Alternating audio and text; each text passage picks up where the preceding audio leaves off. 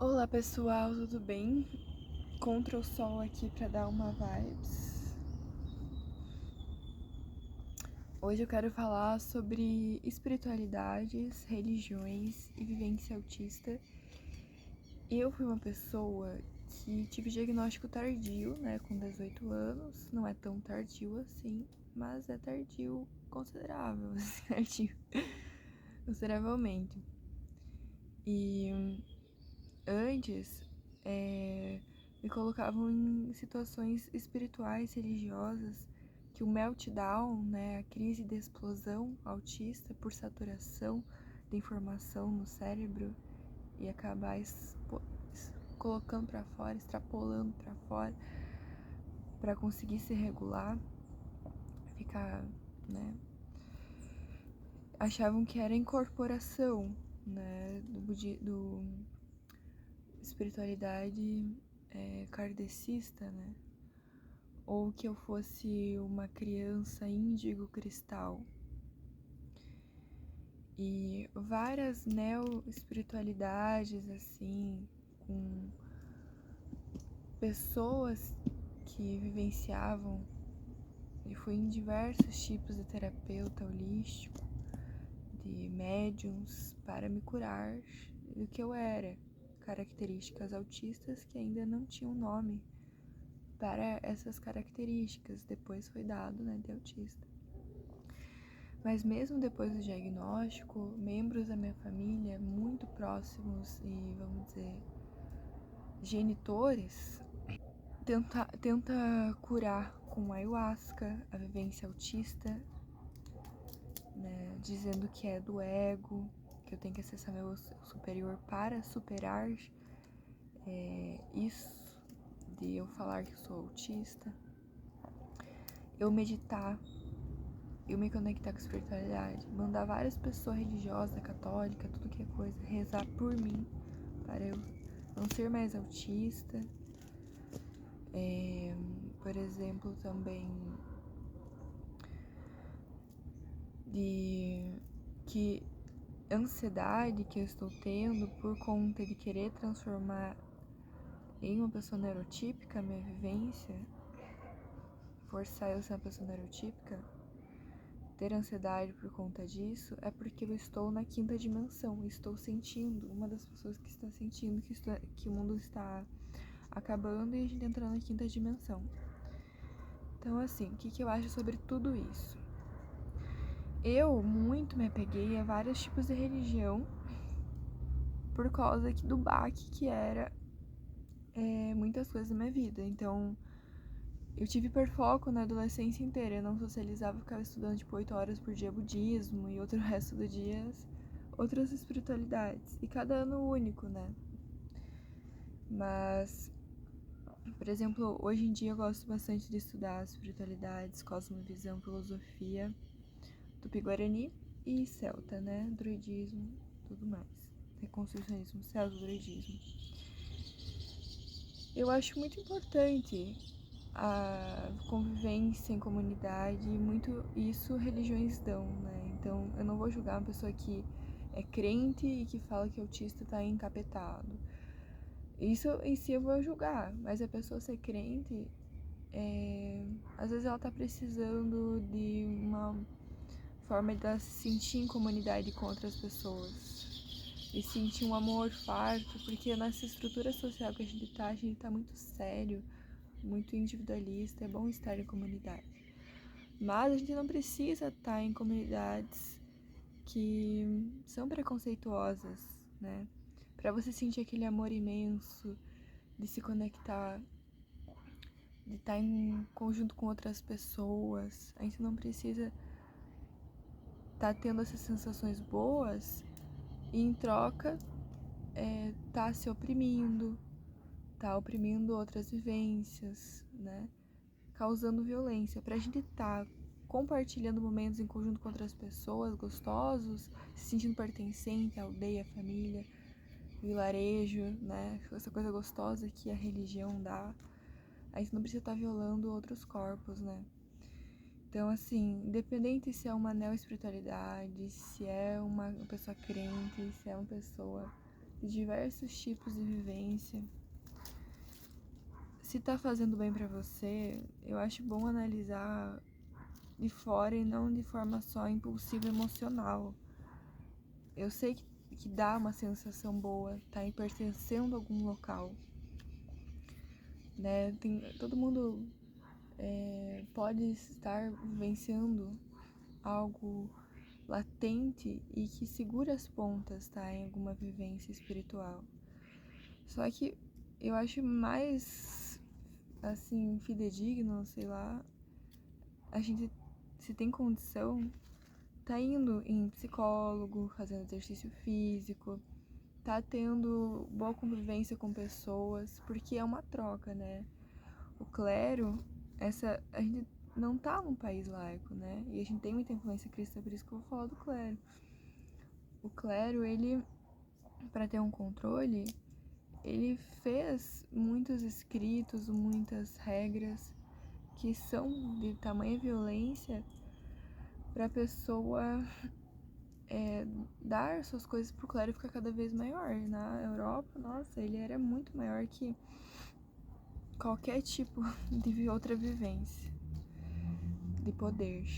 Então, eles precisavam controlar, oprimir, e isso é tudo muito violento. E as pessoas que acreditavam na fé de coração acabavam repetindo também em menor cosmo ali essas violências, né? Então, assim, querer que um autista não seja autista, que vai curar do eu superior, sei lá o que o eu superior é uma não autista e o inferior é autista e o superior vai ir no corpo e curar isso. Isso é violento, isso é eugenismo. Eugenismo é eu superior, né? Vem até muito parecido. Eugenismo significa que é uma genética boa, né? Então isso é um movimento racista eugenista. De que uma pessoa nasce de tal jeito, ela é inferior e tem que ser como o tipo que é bom. Então o eugenismo é uma coisa horrível, uma coisa muito pesada, mas que é muito costumeiro a gente ver por aí querendo transformar o autista em um não autista. Por exemplo, eugenismo significa gene bom, né? Então, é dizer literalmente que corpos autistas são inferiores e que precisa ser neurotípico. É igual falar que uma pessoa homossexual não devia ser homossexual ou que pessoas negras não deviam existir. Então, o eugenismo é isso, né? Muito presente no nazismo, essas coisas. Horrível, horripilante, pesado. Então, assim, eu acho que espiritualidade, a gente pode acreditar em muitas coisas. Eu acredito que existem muitas possibilidades nessa existência. Isso é muito maravilhoso. E a gente se entregar aos amores, às percepções, às filosofias todas que as religiões trazem, isso é muito massa, muito maravilhoso.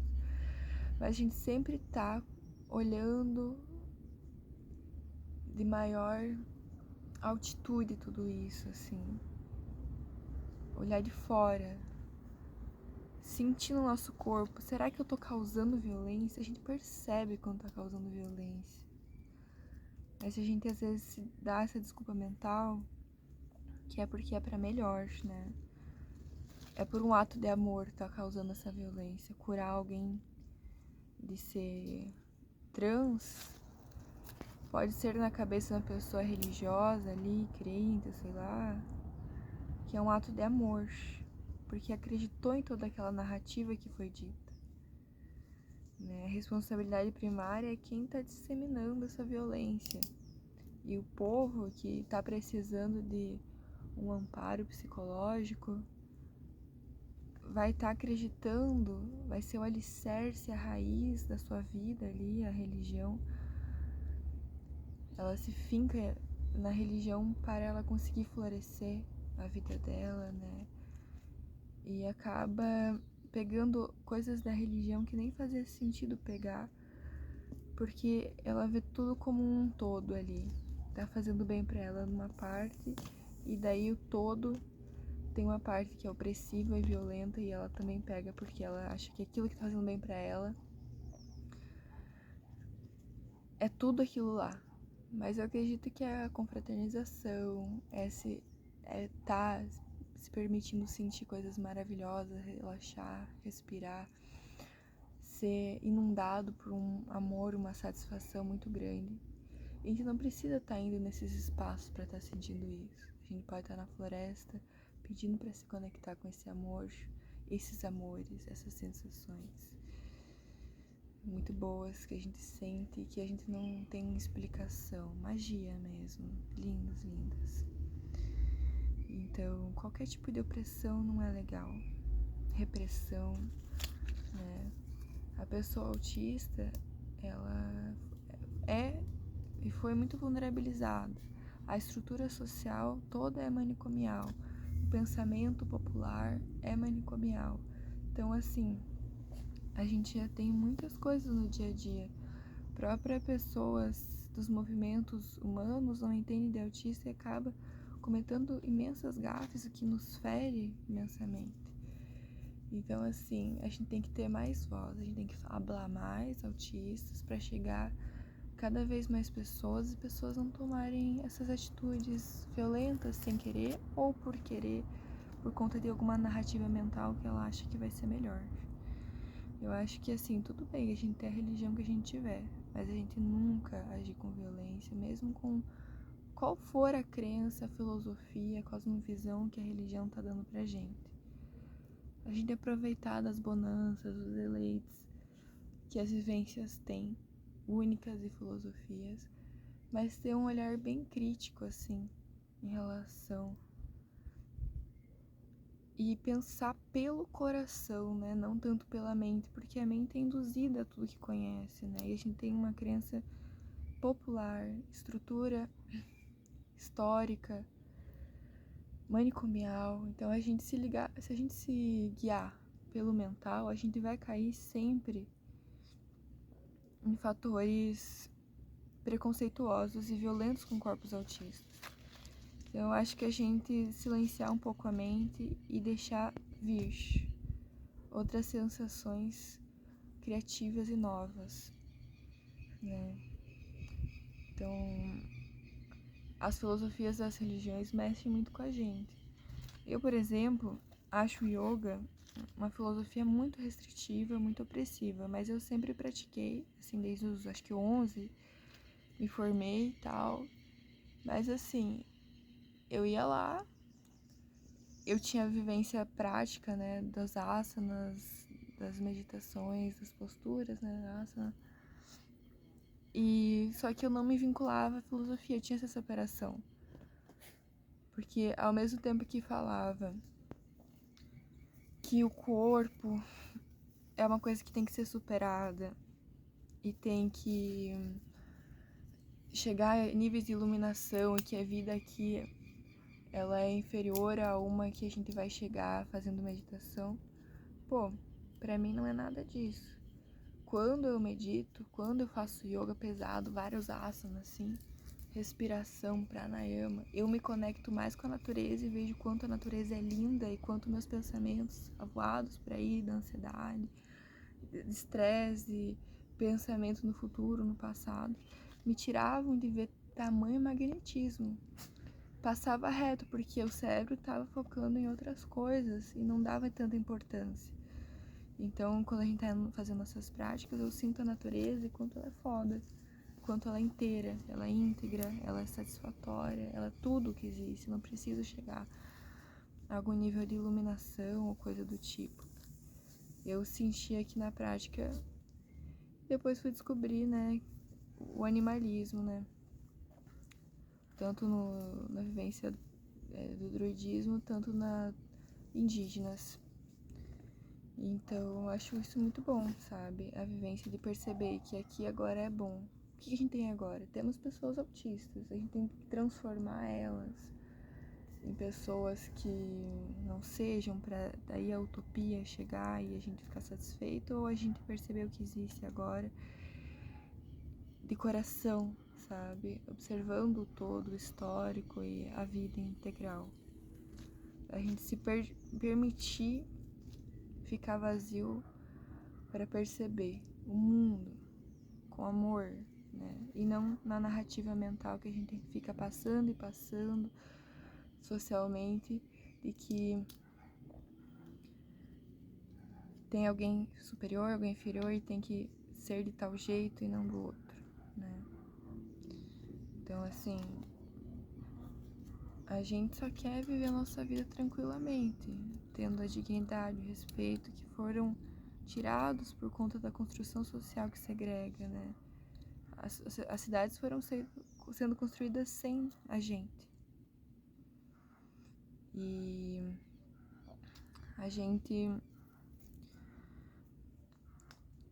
tá aí sofrendo esse contraste, passando mal, tendo crise, sobrecarga, perdendo momentos bons com a nossa família por conta que a gente fica lidando com essa violência que tá subliminar para a maioria das pessoas, mas que tá bem presente pra gente.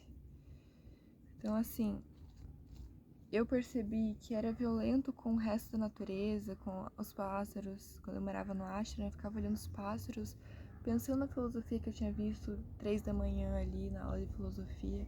Ashram é tipo um templo do yoga. Daí eu ia na cachoeira e ficava olhando um passarinho pensando, nossa, cara, isso é uma violência, falar que o passarinho não existe e que isso traz a gente tratar o meio ambiente mal, né? Ah, foda-se, joga lixo, ah, foda-se, joga um monte de químico no rio, que nem no Ashram jogava um monte de químico ali na cachoeira, de limpeza. Eu acho que foi violento, sabe? Então eu me permiti fazer as posturas, tudo ali, sem um enredo mental que foi muito transformado, né, as palavras são muito rasas, elas passam que nem um telefone sem fio. Então eu acho que para acessar as vivências mágicas de muitas religiões é se conectar e só sentir. Que nem às vezes eu vou na igreja católica, assim, porque minha mãe vai e tal, eu vou junto só pra causar lá. Brincadeira, causar não, mas pra ir junto, né? Daí eu sinto a madeira, o cheiro, a beleza da luz nos vidros coloridos. Me permito sentir aquele momento e a atmosfera mágica absorvendo em meu corpo. E eu acho que transmute muitos conhecimentos sem as palavras, sabe? Muito bom. Eu acho que a narrativa, tanto da construção social que a gente tá globalizada, capitalista, tanto o cristianismo que chegou até a gente depois de muito tempo da época medieval lá, muitas violências, muitas mudanças nos textos, nos diálogos mentais para poder. Eu acho que é importante a gente se conectar com as sensações boas sem um enredo mental. A gente sente amor e carinho pelas vivências em conjunto, isso é lindo. Vamos festejar a vida, celebrar a vida. E eu acho importante a gente estar percebendo as violências que fazemos. Isso não é sádico, isso é bom. A gente sentar e sentir o nosso coração. Porra, eu tô sendo violento. E não se martirizar ou culpar, porque isso também é de uma narrativa de controle de corpos religioso, né? A culpa não leva a nada, só uma angústia mental, emocional. Responsabilidade é melhor. Pô, o que eu posso fazer, otimizar a criatividade para essa situação que eu observei? A gente acaba repetindo muitos erros porque a gente tem muitas violências, porque a gente tem medo de olhar a gente e olhar que a gente é feio e vai pro inferno, né? Essa coisa narrativa mental, no popular, que a gente tá carregando também, né? Nietzsche fala que a gente, para não ser cristão, a gente tem que construir outras crenças, né? Não é só, não sou mais, porque a gente vai estar carregando também, a gente não tá num país laico, de fato. A gente tem muita cultura dessa repetindo, né? Então não é bom a gente achar inconscientemente que a gente vai pro inferno por a gente errar. Se a gente erra, é bom a gente olhar e se abraçar e otimizar. É isso. Olhar com beleza e carinho a si e a todos. Os outros erram também. E acolher os outros também. Eu acho bom. Parou de dar luz. O sol está mudando. Eu acho que assim, muito cuidado com as religiões em relação à violência com corpos. Tanto indígenas, tanto pessoas com deficiência, tanto pessoas gordas, tanto pessoas trans, tanto pessoas homossexuais e tantas outras, né? Eu acho que se a gente tá ouvindo sobre amor, que a gente siga o amor e não a opressão. Pra chegar ao amor, a gente precisa violentar? Não tá estranho esse papo? Tá um pouco estranho. Que a gente se afinque, se empodere, tenha raízes, alicerces fortes, profundos, grossos, imensos, e que a gente floresça junto com todos os outros, com as suas raízes singulares na abundância da vivência de todos os seres. Cada pessoa vai ser única, a diversidade é importante para a floresta, para a natureza, a diversidade. A abundância é importante. Então, que vivam as vivências diversas, né? E que a gente se religare com o nosso próprio coração, além da narrativa mental.